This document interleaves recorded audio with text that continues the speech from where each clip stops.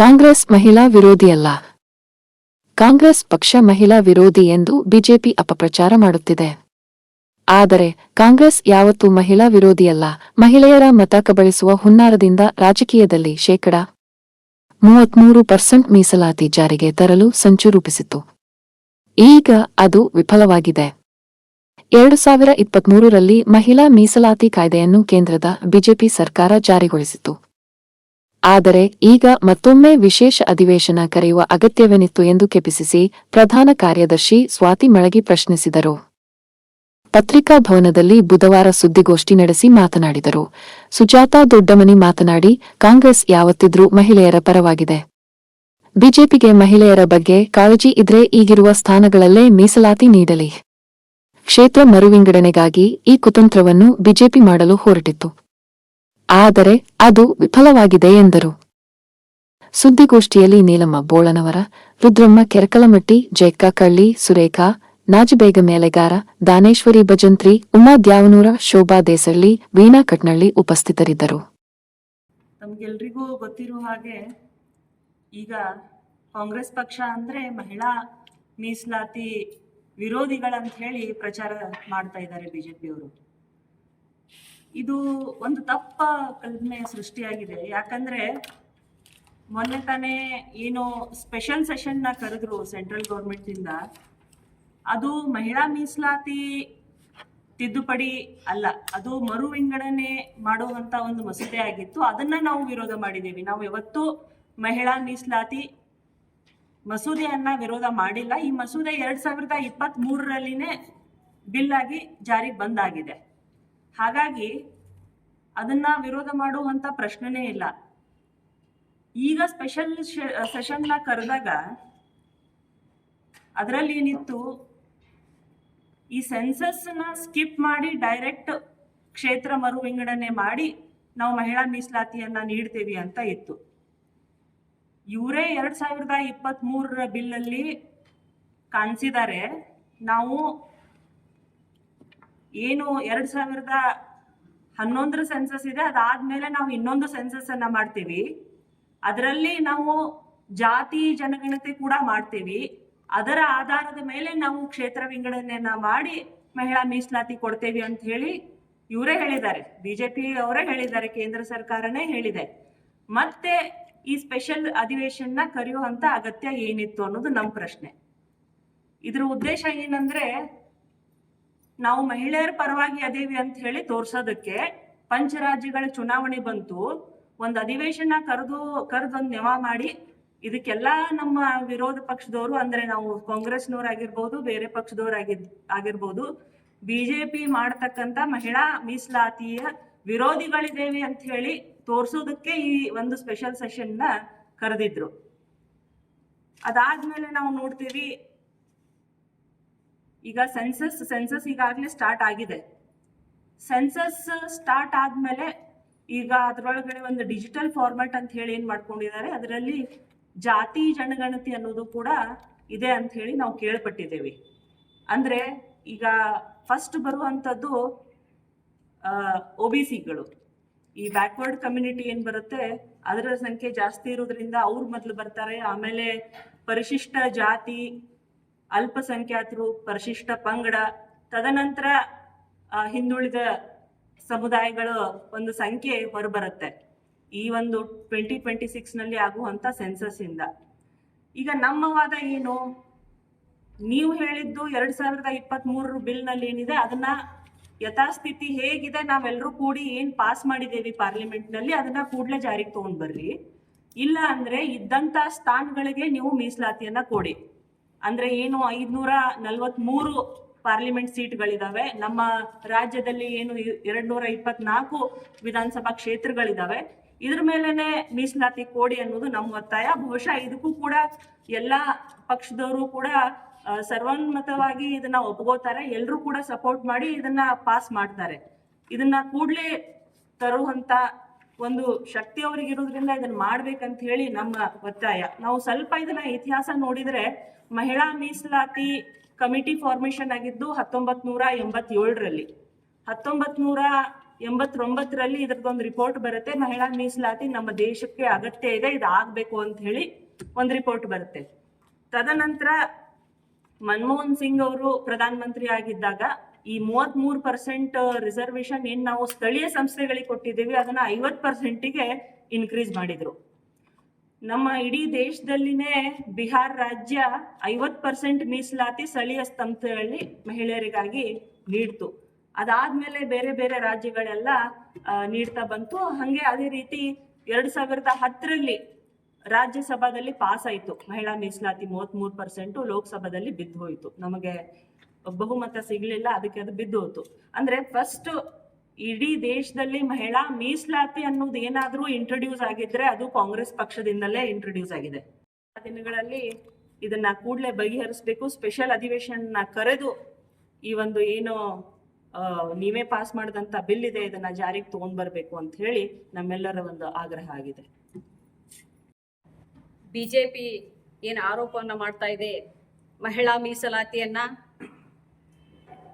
ಕಾಂಗ್ರೆಸ್ ಪಕ್ಷ ವಿರೋಧ ಮಾಡ್ತಾ ಇದೆ ಅನ್ನುವಂಥ ಆರೋಪವನ್ನು ಏನು ಮಾಡ್ತಾ ಇದೆ, ಅದರ ಒಂದು ಹಿನ್ನೆಲೆಯಲ್ಲಿ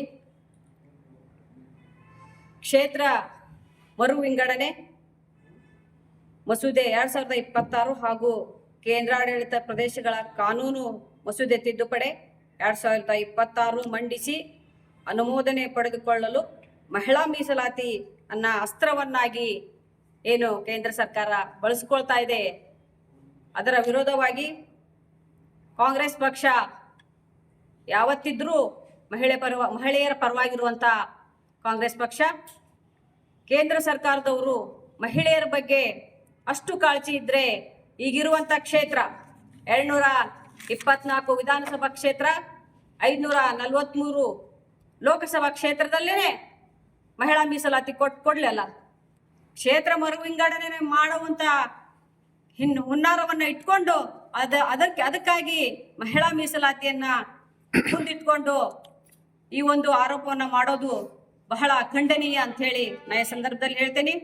ಅವರು ಮಹಿಳೆಯರ ಬಗ್ಗೆ ಅಷ್ಟು ಕಾಳಜಿ ಇರೋರು ಈಗಿರುವಂತಹ ಕಾಯ್ದೆಯಲ್ಲಿಯೇ ಮಹಿಳಾ ಮೀಸಲಾತಿಯನ್ನ ಕೊಡ್ಬೋದಲ್ಲ, ಅದನ್ನ ಬಿಟ್ಟು ಮಹಿಳೆಯರನ್ನ ಒಲಿಸಿಕೊಳ್ಳಲು ಮಹಿಳಾ ಮಸೂದೆಯನ್ನ ಮುಂದಿಟ್ಕೊಂಡು ಕ್ಷೇತ್ರ ಮರು ವಿಂಗಡಣೆಯನ್ನು ಮಾಡ್ತಾ ಇದ್ದಾರೆ. ಇದಕ್ಕೆ ನಮ್ಮ ಖಂಡನೆ ಇದೆ.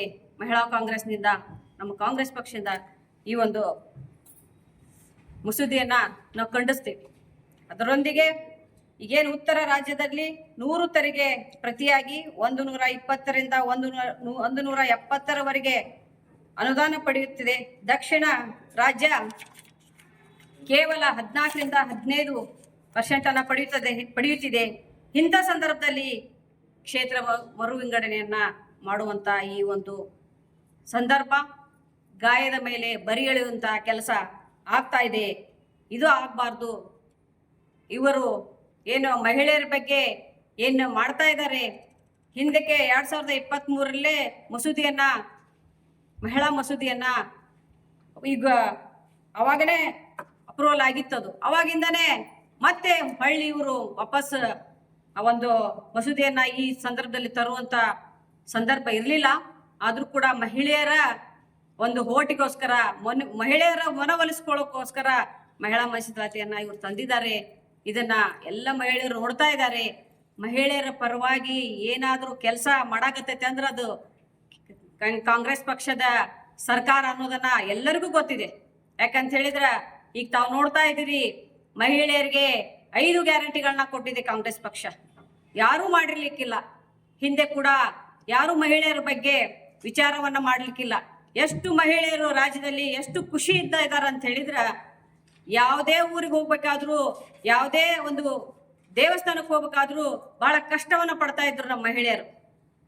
ಯಾಕಂತ ಹೇಳಿದ್ರೆ ಮಕ್ಕಳಾರ ಕರ್ಕೊಂಡು ಹೋಗ್ಬೇಕು ಅಥವಾ ಗಂಡಾರ ಕರ್ಕೊಂಡು ಹೋಗ್ಬೇಕು, ಯಾರು ಕರ್ಕೊಂಡು ಹೋಗದೇ ಇದ್ದಾಗ ಅವರ ಆಸೆ ಹಾಗೇ ಇರ್ತಿತ್ತು. ಆದ್ರೆ ಈಗ ಹಾಗಲ್ಲ.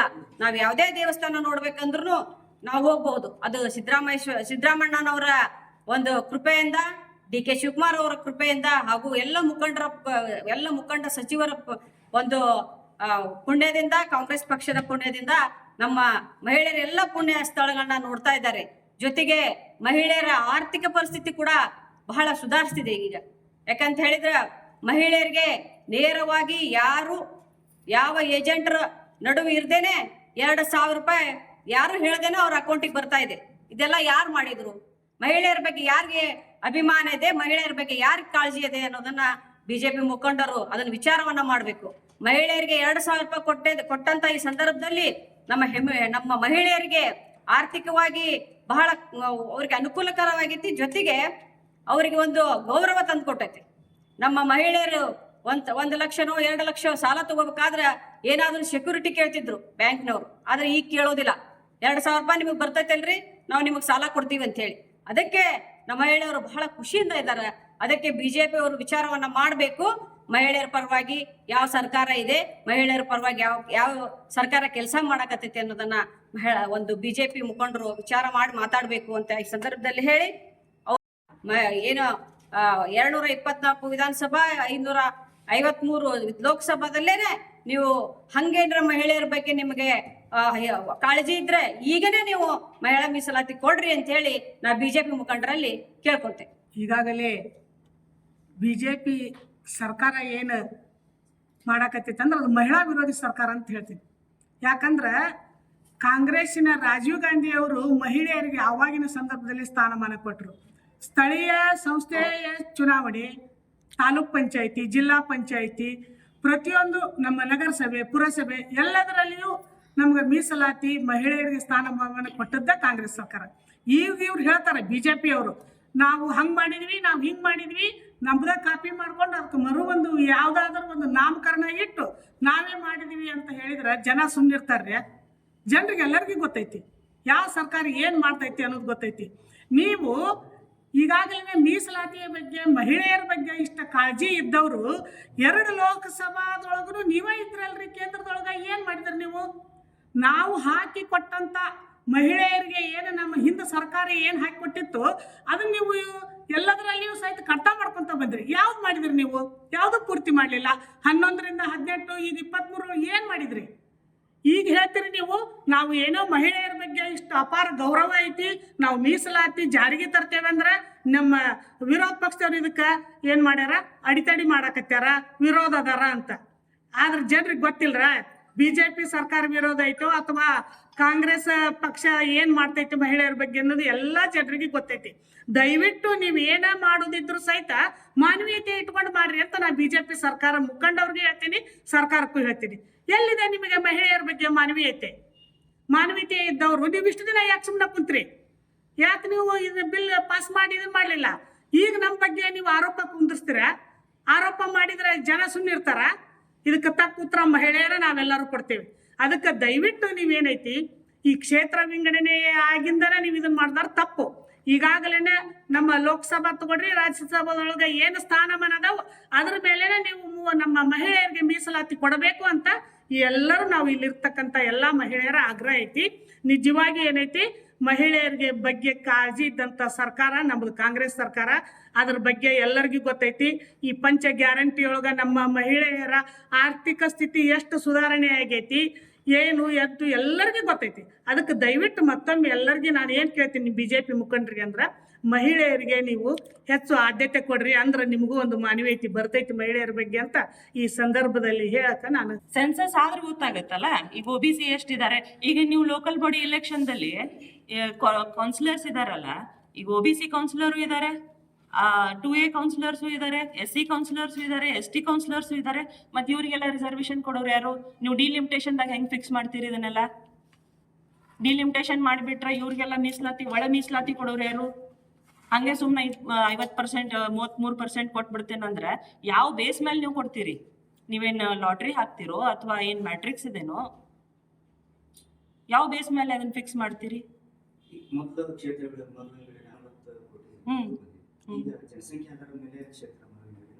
ಅದಕ್ಕೆ ನಮ್ ವಿರೋಧ ಇದೆ ರೀ. ಸೆನ್ಸಸ್ ಮಾಡಿದ್ರೆ ಜಾತಿ ಗಣತೆ ಗೊತ್ತಾಗುತ್ತೆ. ನಮಗ್ ಜಾತಿ ಗಣತೆ ಬೇಕ್ರಿ. ನಮಗ್ ಜಾತಿ ಗಣತೆ ಬೇಸ್ ಮೇಲೆ ನೀವು ಮಾಡಿ. ಬೇಕಿದ್ರೆ ಇದೇ ಪ್ರೊಸೆಸ್ ಫಾಸ್ಟ್ ಮಾಡ್ರಿ. ಯಾವ ಕಮ್ಯುನಿಟಿ ಎಷ್ಟಿದೆ, ಯಾವ ಸಮಾಜ ಎಷ್ಟಿದೆ ಅನ್ನೋದು ಕ್ಲಾರಿಟಿ ಬರಬೇಕು. ಆ ಬಂದ ಮೇಲೆನೆ ಅದಕ್ಕೆ ಮೀಸಲಾತಿ ಫಿಕ್ಸ್ ಆಗ್ಬೇಕು. ಹಂಗ ಹೇಳಕ್ ಬರಲ್ಲಲ್ಲ. ಮತ್ತೆ 2011 ಆದ್ಮೇಲೆ ಇನ್ನೂ ಮಟ್ಟ ಯಾಕೆ ಸೆನ್ಸಸ್ ಆಗಿಲ್ಲ? ಇಷ್ಟು ವರ್ಷ ಏನ್ ಮಾಡ್ತಾ ಇದ್ರು? ಇವ್ರದೇ ಸರ್ಕಾರ ಬಂತಲ್ಲ.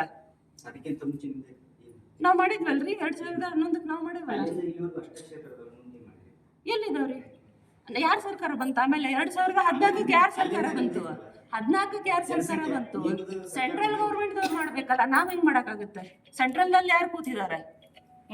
ಕಾಂಗ್ರೆಸ್ ಕುಂತಿದೆ ಸೆಂಟ್ರಲ್ ದಲ್ಲಿ, ಬಿಜೆಪಿ ದವ್ರು ಇದಾರೆ, ಅವ್ರು ಮಾಡ್ಬೇಕಲ್ಲ. ಸೆನ್ಸಸ್ ಮಾಡೋರು ಯಾರು? 2011ಕ್ಕೆ ಮಾಡಿದೇವಲ್ರಿ, ಅದ್ 10 ವರ್ಷ ಬರುತ್ತಲ್ಲ, ಅದ್ರದ್ದು ವ್ಯಾಲಿಡಿಟಿ ಎಷ್ಟಿರುತ್ತೆ ಒಂದ್ ಸೆನ್ಸಸ್ದು? ಆದ್ರೆ ಹೊಸ ನಾಯಕರು ಹುಡ್ಕೊಳ್ತಾರೆ ಅನ್ನೋದು ನೋಡ್ರಿ, ಅಲ್ಲ, ತಮಗೂ ಕೂಡ ಗೊತ್ತಿರುವಂಗೆ ಒಂದ್ ಸೆನ್ಸಸ್ ಮಾಡಿದ್ರೆ ಅದ್ರ ವ್ಯಾಲಿಡಿಟಿ 10 years ಇರುತ್ತೆ. 10 yearsಗೆ ಒಂದು ಸೆನ್ಸಸ್ ಆಗುತ್ತೆ ನಮ್ಮ ದೇಶದಲ್ಲಿ. ಮತ್ತೆ 10 ವರ್ಷ ಅಂದ್ರೆ 2021ಕ್ಕೆ ಆಗ್ಬೇಕಿತ್ತಲ್ಲ.